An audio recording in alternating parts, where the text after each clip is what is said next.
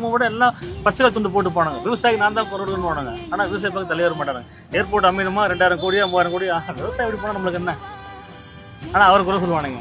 அவர் கால் கட்ட ஒரு மயிறு வர மாட்டாங்க. தளபதி பற்றி விஜயை பற்றி பேசலாம் அவனுக்கு இந்த அருகதே கிடையாது.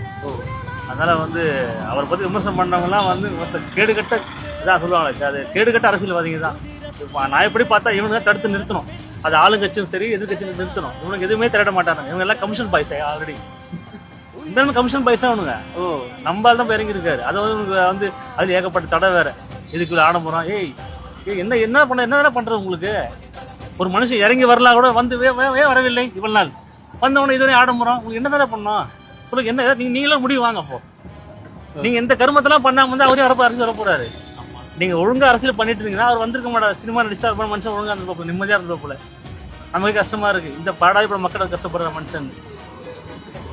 அதனால அவரை பத்தி குறை சொல்றதுலாம் இங்க எவனுக்கும் தகுதியே கிடையாது. என்ன பொறுத்த தனிப்பட்ட பொறுத்து.